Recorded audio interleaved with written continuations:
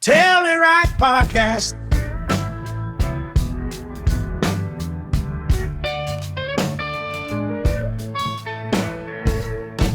Happy New Year's, my friends. Welcome to episode 89 of Tell It Right.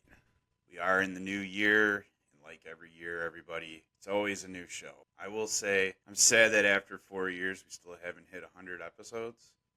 However, in 2020, let me say that again, in 2025, I hope to push out a minimum of 50 episodes once a week, every Friday at 7 p.m.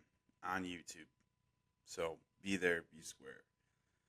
Also, if you're somebody that listens to the RSS feed, that will always be uploaded by Friday morning. I think 4 a.m. They'll be out Central Time. So yeah, other things, I hope to bring on guests and expand the conversation and thought. That should be cool. And then, yeah, we're going to get into some great movies and TV. We're going to fucking do deep dive breakdowns, and we're going to really analyze them. And that's what we always set out to do on Tell It Right, was to do deep dive breakdowns and analysis on movies. So more to come on that. So 2025 is going to be a great year, everybody. That's why you need to hit that subscribe button, share this show. Also check out tellitrightpodcast.com. We got announcements, we got blogs, we got videos, we got merch all up on the website there. So that's where you can stay connected. You can also contact us too. If you need to contact us, go ahead. But with that said, let's get this show started. Okay, so over the past year, there's been an uptick in with unidentified drones that keep showing up at military bases, also at nuclear launch sites, and even over like suburban homes and crap. This is being reported more on like the East Coast recently, but there's, they've been seeing a lot lately. Like there's a lot of these being reported, and there's no legitimate explanation or real knowledge on what it is, and nor is there really like any real action. Government officials from various agencies have stated these things are not a threat, but like there's like no knowledge of what these are. So the reason I'm bringing this up is because a few years ago I made a documentary and partnered with the local journalist Yasmin Shika about an unexplained sighting in Tinley Park back in 2006. I organized this because I experienced this event in 2006. It was a fucking crazy experience, and it's been burned in my mind ever since. But back in 2021, UFO disclosure was starting to happen on like a congressional level, and like there was this Bob Lazar documentary directed by Jeremy Corbell that also came out. So like I was like compelled to get this story out there. So basically, here's the story of the event. Back in late summer of 2006, residents in Tinley Park, Orland Park, Oak Forest, Illinois, witnessed 3 red lights in the sky that were like in a triangle shape. All reports were consistent. It was moving west to east, and it made no sound. This was a well-documented case that was being published in newspapers like the Chicago Sun-Times, the Tribune, and then as well, like the Tinley Park Police Department had like a decent number of calls on this, and they even sent officers out to create a report, and it's documented. So in my documentary, you will see there's a FOIA. We pulled a police report on this. So pretty cool. More importantly, Tinley Park resident TJ Japcom was able to capture this footage on a digital camcorder, which is really awesome. And you know, back before, this was before smartphones, so people actually had camcorders. Pretty fucking lucky. With that said, there was never like a legitimate explanation for what that was. Like FAA, Illinois National Guard, United States Air Force, nobody had any clue what it was or knowledge of the event. So like didn't pop up on radar, they didn't have things in the air, etc. According to Illinois State Director of MUFON, Sam Moranto, he had eyewitness reports of military aircraft swarming the skies shortly after the lights disappeared in the horizon. So that's interesting. And Sam's a good guy. He's very knowledgeable on this case. He's been the lead investigator on this. Like I said, he's the Illinois State Director of MUFON. So when this case came out, yeah, he took the lead, and he's had the lead on it since. And yeah, trying to get to the bottom of this, trying to figure out what the hell it was. But going on almost 20 years now. So like, I want to bring Sam on one day. I hope to do that so we can discuss more of the lights and that whole event. And like, if you ever have a chance to see his lectures, or like, go Google search Sam Moranto. He's got plenty of interviews out there. I highly recommend it. He's got so much more detail on this that he found in his investigation. There's just a lot of cool things that the guy knows,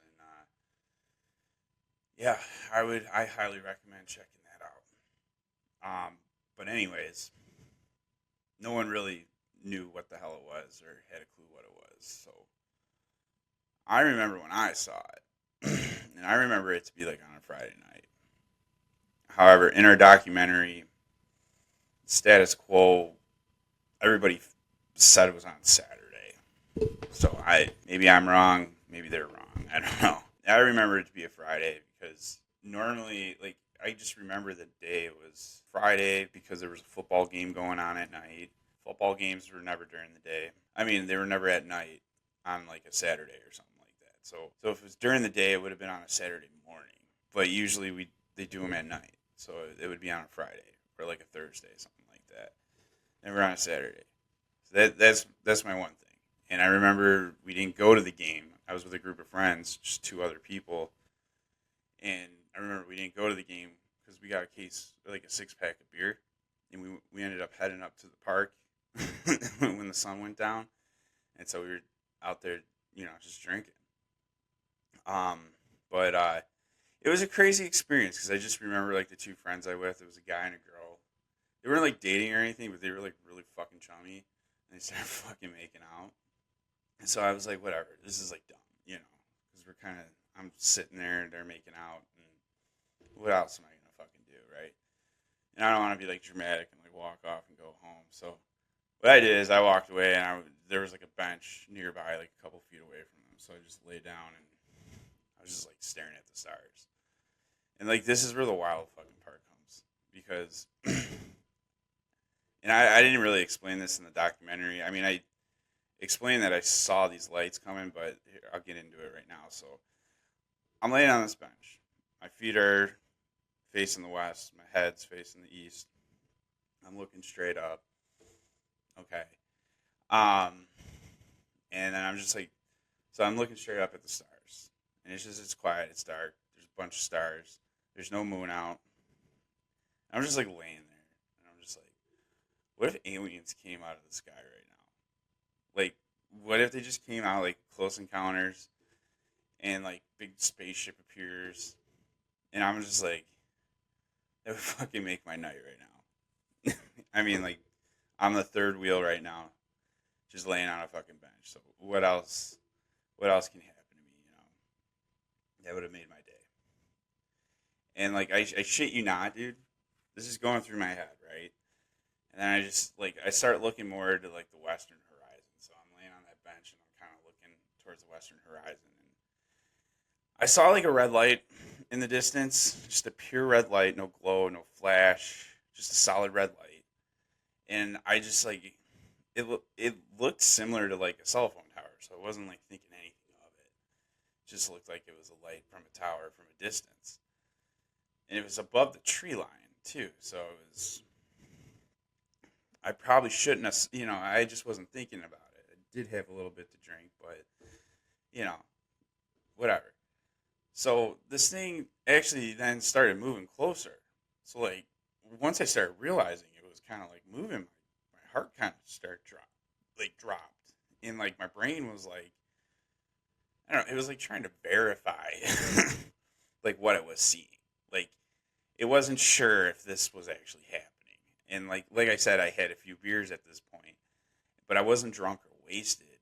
but I was under the influence. So it was like my brain was just kind of like recalibrating the situation before agreeing that this fucking shit's moving in the sky. So as it got closer, two more lights appeared, and then like it was now in like this triangle triangle shape. Sorry, I'm not going to attempt to say that. I don't know why I'm slurring that. But now I also remember that these lights were kind of moving around in the sky too. Like the presidential helicopter would. I don't know if you've ever seen that, but like when the president flies, it's got like 4 different helicopters with them. They're all the same type. They look the same, and they just kind of weave in and out of each other. And that's just what do you call it? It's just a way so you can't like really identify which helicopter the president's in.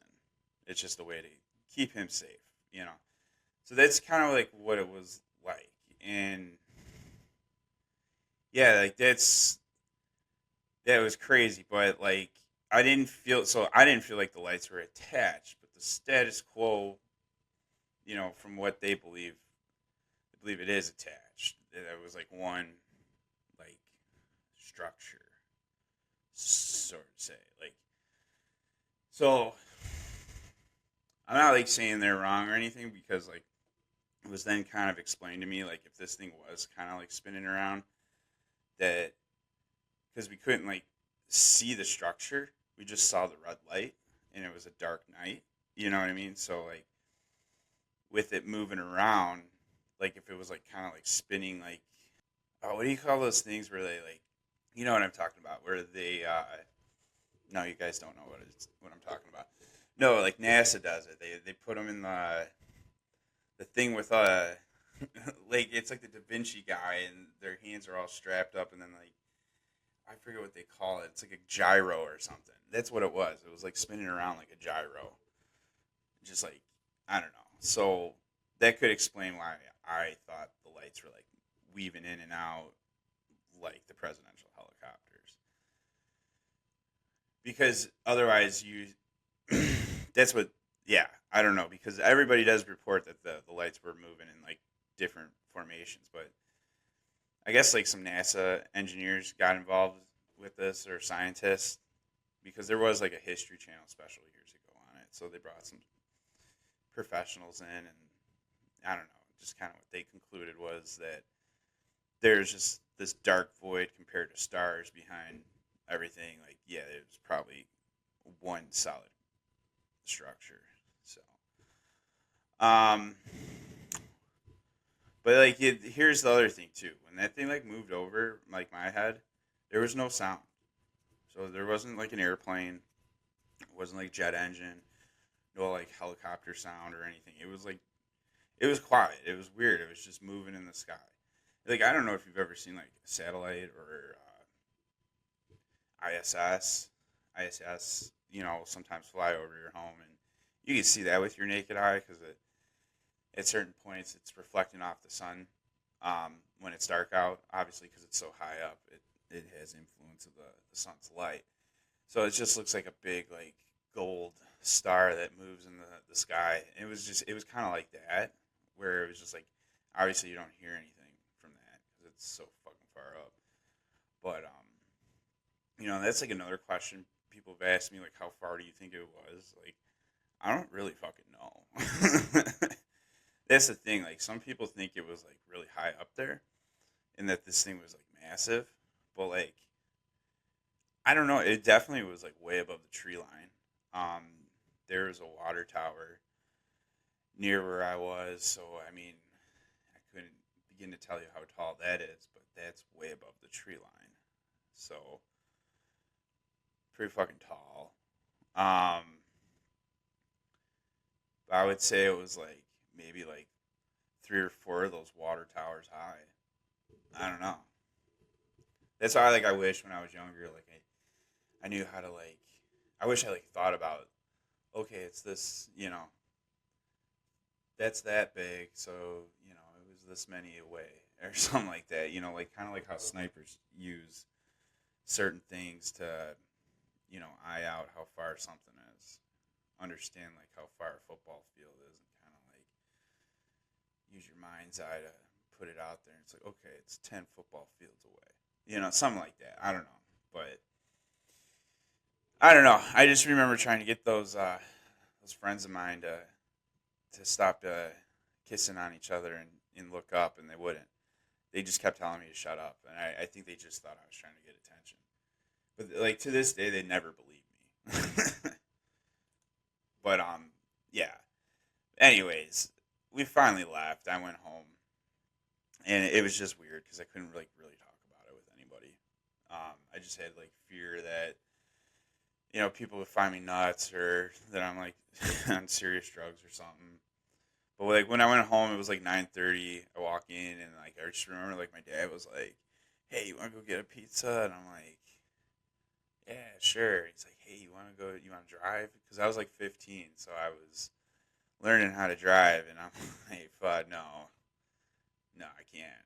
I forget what I said to him. I was just like, "No, no, no, no, I don't want to drive." And then he's like, "Okay."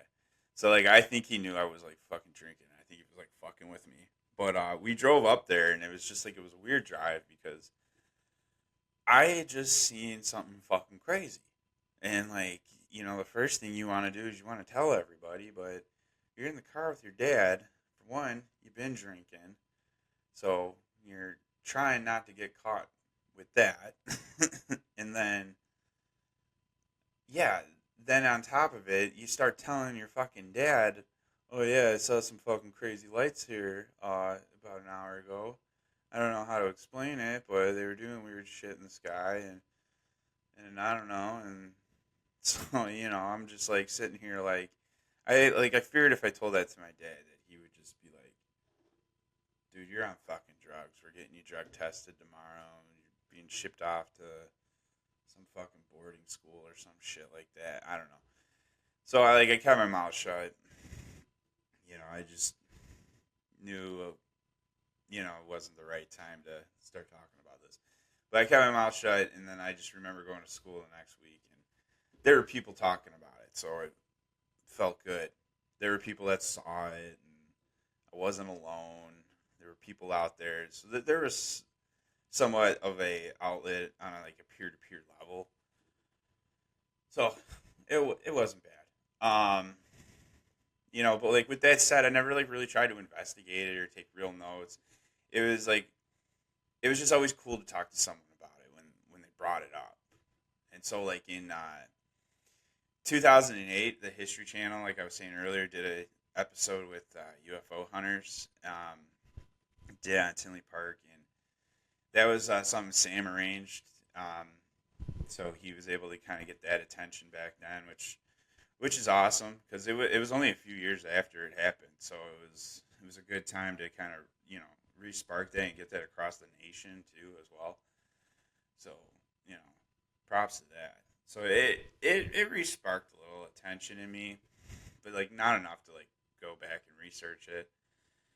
And I was in college, so it was like one of those things where a bunch of people like show up at a house and we all watched it because we all were from Tinley Park. So that was cool. But like honestly, it was really like for me, it was a way to send proof to those two friends that never believed me and still don't.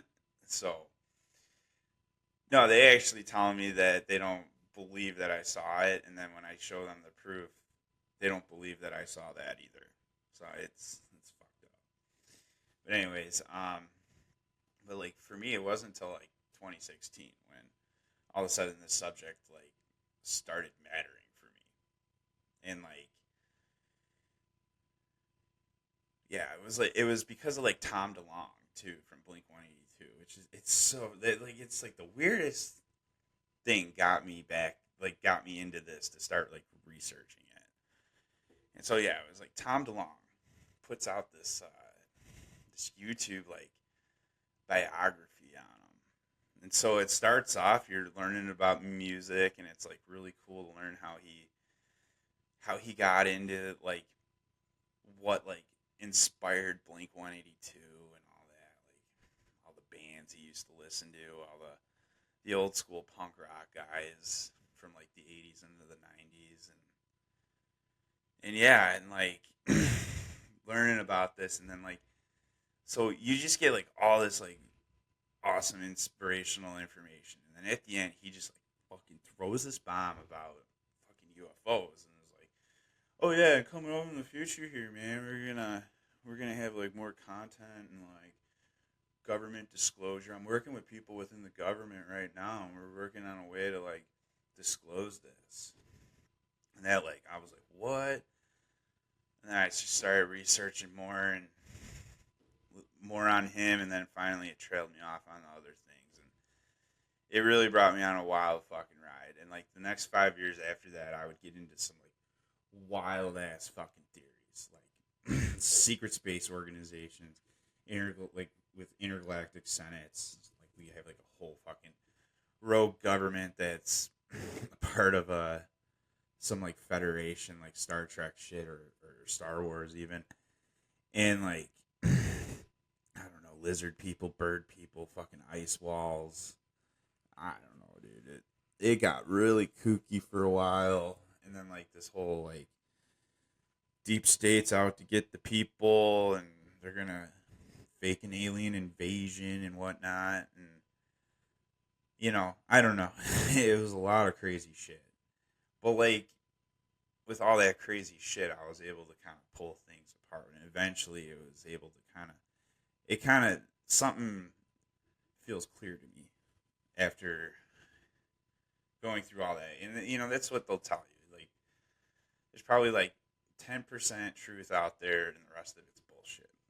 So it took me quite a few years to kind of just sift through all that, take it all in, and then start kind of piecing together what made sense to me. So let me see here. But with that said, I mean, I'm a believer in extraterrestrials.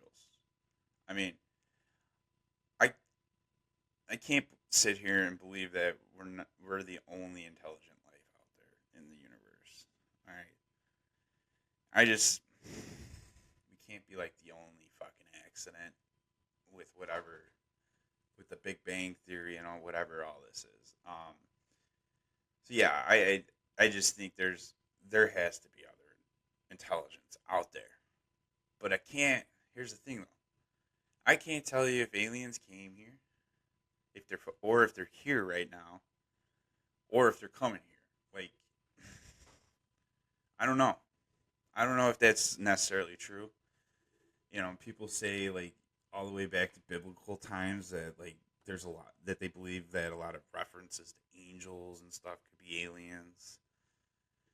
And then you got crackpots that say they live among us.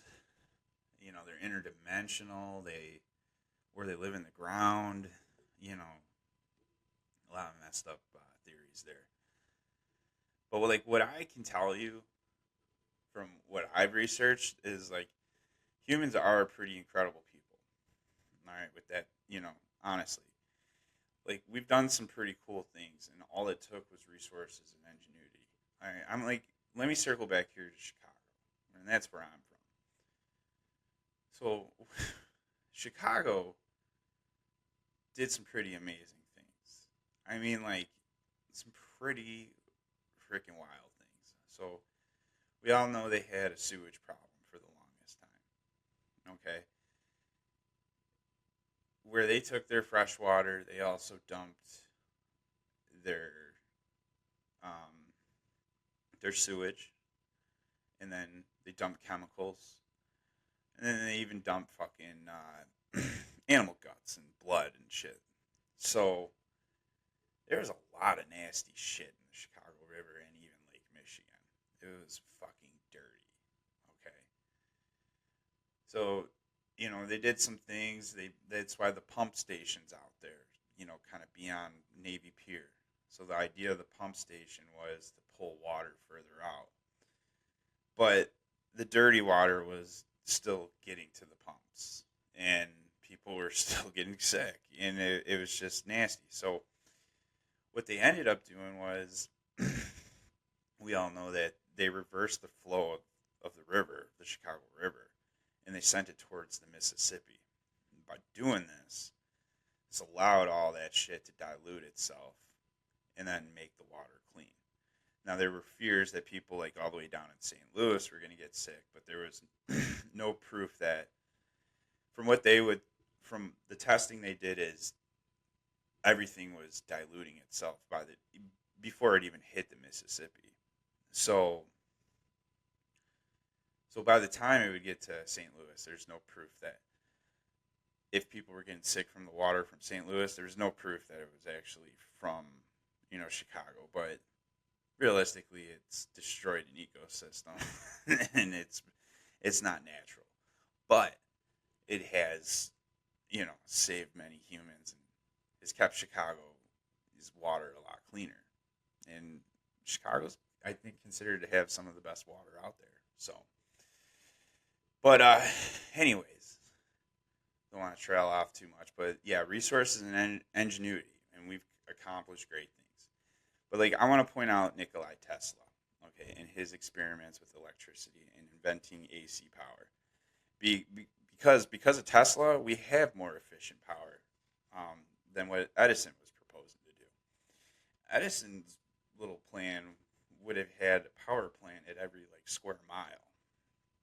And the other issue you would have is you would have like lights brighter than others. So because everything was on like a series circuit or whatever, I don't want to get into that, but yeah, basically on a series circuit, power's coming in one way. So whatever's on the first of the line gets the most power. Whatever on the last of the line gets the least power. So you're going to have brighter bulbs, and dimmer bulbs. But like I don't even think it was clean power too. So we probably wouldn't, if we went with that. I don't know how much power would advance. I mean, hopefully eventually Nikolai Tesla would have stepped in, but I'm just saying if it wasn't for Nikolai Tesla, we might have a different world when it comes to electricity. It might not be where we're at here today. But but here's the thing with Tesla. So he was successful there, all right? And, I think he lit up most of the World's Fair with his light bulbs and then his AC power. And so he was a popular dude. People wanted to invest in him. But he started working on an experiment that would essentially eliminate the reliance on fossil fuels and provide people free clean power. And he was doing this all the way back in the 1800s, late 1800s. It's pretty fucking wild. But he was successful with this on a small scale. That's what's crazy. And he did build a device, and he generated power without fuel. And like what he basically was doing was utilizing the Earth's magnetic field, the magnetic energy that kind of surrounds us, it's pretty wild.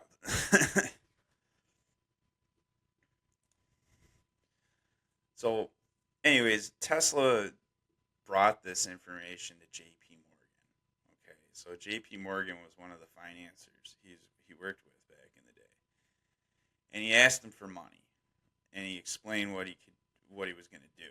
And he said this would change the world. And so, like, to think about it, J.P. Morgan, how did he make money back then? He was in the oil industry. It was, that's where power was coming from. It's the resources. So, like, he kind of just laughed at him, like, I won't make any money if we just give free power out. Like, fuck that, But, like, after that, he blacklisted Tesla because I think he seriously believed he could do it. And, yeah, Morgan started telling all the other millionaires, like, or billionaires, whatever they were, yeah, no, the guy's crazy. He's old. He's, he did AC power, but he's washed up now. So he never ever got financing from anybody, and he ended up dying a poor man, which sucks.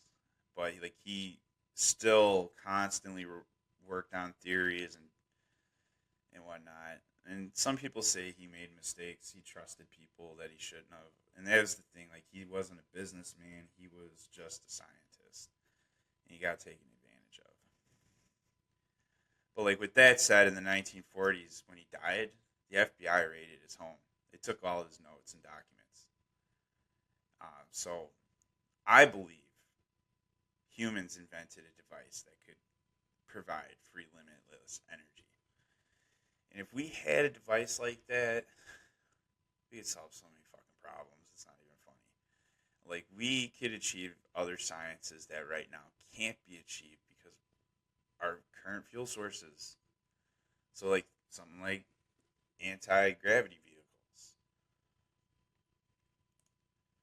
Like, with anti-gravity, there is scientific backing on that. Like, on it being possible. But the problem is what makes that possible is impossible to do, and that's energy. So, like, remember, like, magnets. So, like, the same poles, the same poles push away. Opposites attract, the same poles push away. So, science knows if you have, like, a big enough magnetic field that you could levitate an object because that magnetic field would be pushing off the Earth's magnetic field. But, like, there's not a power source in the world. They couldn't even do that with 10 nuclear power plants. You know what I mean? So, um, so yeah, there's, like, nothing that could sustain that amount of power on this planet. But my theory is if the FBI raided Tesla after he died, and they took all of his experiments and all of his notes, and they handed it off to contractors to analyze and experiment with, that, like, they could have definitely mastered this free energy device if Tesla was truly on the verge of cracking this, or just needed the money to build it. So with that said, this stuff's just sitting in top secret classified programs. Um, so I can't really explain, like, where it was handed off from the FBI, but people got their hands on it, and I believe the FBI has it actually, like, declassified a lot of his files. That was a big thing a few years ago, and you can find that on the FBI has, like, a website where they have all their declassified files, and you should be able to pull that up. So it's interesting. I mean, yeah, I don't know. So, like, with that, I don't really, like, believe aliens are here or, like, were here. I really truly believe Nikolai Tesla was onto something and he was brick walled. After he died, his experiments were continued. I think free energy was mastered. And then if it was mastered, it opened doors to crazy ass technologies like anti-gravitic technology. And I feel like we're now at the point where we're starting to see this. We're starting to see that humans actually mastered this. So, like, back to Tinley Park with the lights in 2006. With all my research to date here, I don't believe what Tinley Park encountered was extraterrestrial or interdimensional. I believe it. I believe 100% was man-made. It wasn't fucking swamp gas. I'll tell you that. So I don't know. So if humans actually built these technologies or built what was seen over Tinley Park, that's just I find that concerning of all things, because if, like, a deep research arm of our government has created 0 point energy or some free energy, they would have a world changing device that could bring balance to humanity and save our planet. But they're not revealing this. And they're definitely not going to, just be like, oh, yeah, we figured out free power for everybody. You know what I mean? People still want to fucking make money. So, yeah.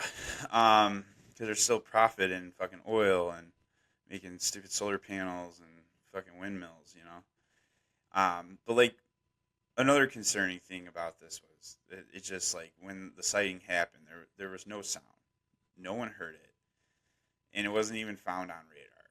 So That's concerning. It can't be detected, and you can't decipher by hearing what it is. Now, keep in mind, radar for planes is meant to detect planes. And what I mean by that is they only give off like a certain signature, like a certain level of signature. But like, if we're dealing with something that can produce massive amounts of power, more than like 10 nuclear power plants can, aviation flight radar is probably not going to detect that. But like, what could detect that would be like a Doppler weather radar. And it's funny because according to Sam Moranto, is talking about the Illinois director of MUFON, he went to go get Doppler records, or the radar records, or the weather records. I forget from who, but when he went there, they said it was all missing from that night alone. So they had weather data all the way up until that night. And then after that, they had data again. So that was weird. So that's also kind of concerning too. But but like, if we have the ability to make this, right? Let's just say the United States did. Like, who's to say Russia or China or Russia doesn't have this capability? And so that's another thing to be concerned about, is foreign adversaries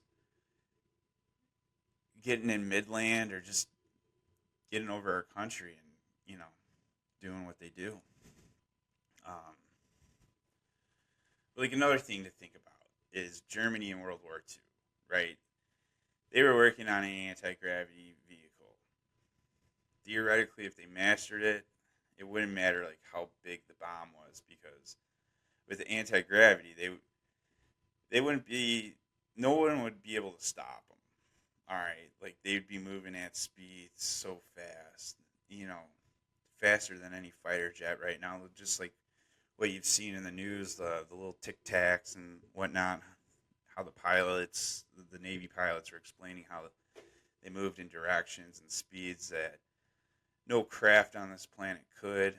So, like, that's what the Germans were trying to do. That's what they were trying to figure out, was make a craft that, that was pretty much faster than the speed of sound.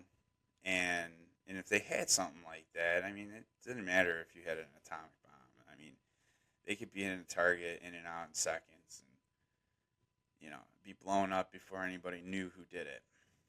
So there'd be no warning, but they never did. And so some believe that's just kind of what led to their demise, is they wasted their time in quality of war when other places were quantity of war. So I don't know, but like, I would say like another concerning thing for me, like in this experience with the documentary, I don't know if it's like quite like it's a concern, but like it might be a little over the top. But like, I thought it was concerning when I was talking to the police officer, Officer King, when we were doing his interview, and like because he was a witness of the lights, and having a police officer being able to you know come out and say he saw this too is a big thing, I think, and shows that like everyday people saw this. But like, I asked them, if there were protocols like the department might have for like UFOs. And now, like, I wasn't trying to come off crazy. I clarified that like I meant like anything, like airplane, helicopter, anything that might be considered unidentified. And I was just curious if there was like a protocol or agency to report to, and like, shockingly, like there weren't. He basically said it's like an FAA thing. It's like they're not really getting involved with it. It sounds more or less like the FAA will tell them if there's anything to be worried about, which that makes sense. But like, I don't know. It just kind of there's to me it just kind of shows there might be some ignorance to security, and you know if a foreign adversary can make their way across U.S. soil, that's just a huge issue. Um, you know, but again, we don't know what the hell it was. We don't know if it was American. We don't know if it was someone from overseas, whatever. But like, I firmly believe that it's man-made. But here's the thing about that question, and I think this is funny because, like, I asked that question to him in 2021, and then a few years later, this fucking Chinese balloon thing comes out, and like, so when I really do think back of that question, I don't think it was a crazy one at all anymore. Because like, what if there was a balloon flying over Tinley Park? Like, obviously we kind of seen, you know, the police aren't going to necessarily like try to shoot it out of the sky, or really any fucking agency's not going to shoot it out of the sky until it gets somewhere where it's not going to be a threat. And that's what it is, to protect the American people. So if it's not killing people, they're not going to shoot it out of the sky. But yeah, I mean, you'd think like maybe there's a protocol, maybe an officer's got to be assigned to kind of drive around and keep their eye on it, like, or maybe like a team, like a spotter in the seat, and then the other officer's the driver. I don't know. I thought, I was like hoping to be like, oh yeah, we do, but they don't. So yeah, but like, other things to think about here is like this could be technically like a mutually destructive technology, right? Like nuclear bombs. So if like both sides of the party have these, faster than the speed of sound or light vehicles, and they're just fucking dropping bombs on each other, like it could be just as bad as a nuclear bomb, dude. That's what's insane about that. Um, so I think like some of the last reasons I want to bring up here for concerns is, or like,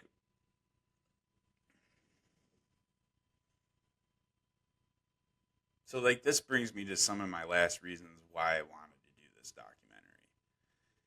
Basically, I just wanted to shed some light and take advantage of, you know, of doing this with the mainstream media starting to cover this topic, the congressional hearings, So I felt like back then, like there was great opportunity to get Tinley Park back out on the spotlight, you know,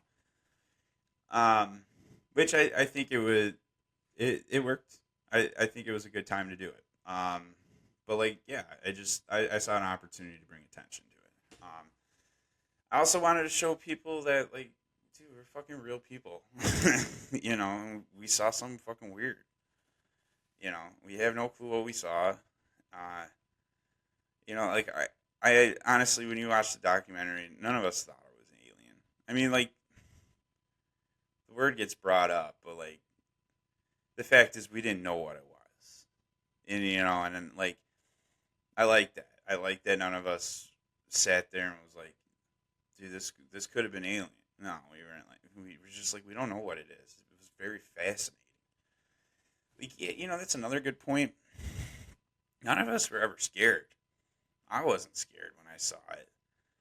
I guess when it, like, from what I just explained here, I mean, I fucking pretty much manifested the fucking thing, sitting there like, oh, dude, I want Close Encounters of the third kind or fifth kind, whatever the fuck, to happen, and then it happened.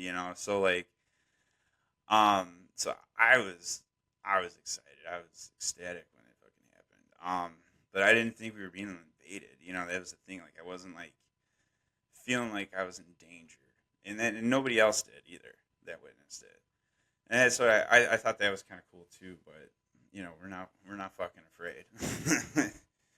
Come fucking aliens or whatever, you're trying to fucking scare us in Tinley, we ain't scared. We're fascinated.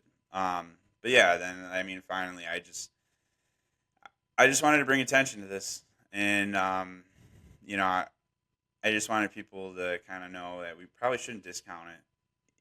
We should probably try to look into it a little bit. Try to get a better understanding of it, and so I hope that did get conveyed, and yeah, so that's my story, and I'm sticking to it. But hey, if you want to go check out that documentary, I highly suggest it. Go to the website www.tellerightpodcast.com/videos-1, or just go to the podcast website and just go to fucking videos. It's only 20 minutes. It's not a long video, so but it's got good stuff. Check it out. We got, like I said, myself's gonna be in there. We got TJ Japcon, the guy that got the footage. We got Sam Moranto, the lead investigator. Um, then we got, Officer King, police officer that witnessed it. And then we also got an astronomer, Chris Impey, out of Arizona. That was pretty cool to talk to him too. I mean, he's a fucking astronomer, and so, like, you'll find like kind of his point too with stuff is it's just like we should probably look into this. Like, real scientists need to take this serious. Is what he was kind of like. We shouldn't just say this is just myth and smoking guns and all that. We should objectively take a look at it and make a scientific decision on what it could be, because it could be other shit, guys. Think about it. Humans are just scratching the surface of things, and even if we did invent 0-point energy or anti-gravitics, I still think that's still scratching the surface of the full knowledge of what everything is. Okay, so like the Earth does weird shit. It's always moving. It's earthquakes, volcanoes, plates, oceans. Everything's always changing and stuff. And we learn more elements with these particle accelerators, because there's elements that when I was a kid that weren't fucking there. They're fucking there now. So I guess what I'm trying to get at is like it's just like anything could happen. Like, I guess how it was kind of explained by this guy Andrew Bustamasta, like there could be like an earthquake, okay, and it could release some kind of. He just kind of put it like theoretically, let's just say it's some kind of gas or something that we've never detected.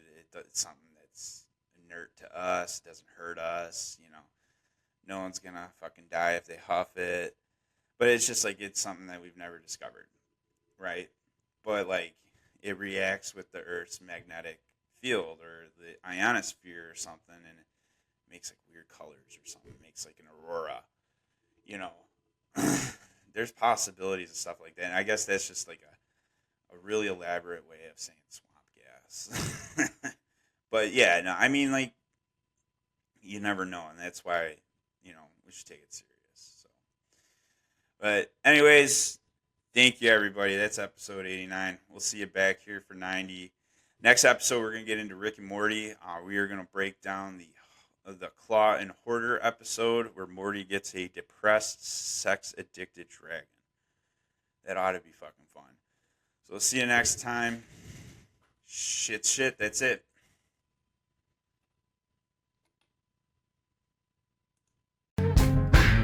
Tell It Right Podcast.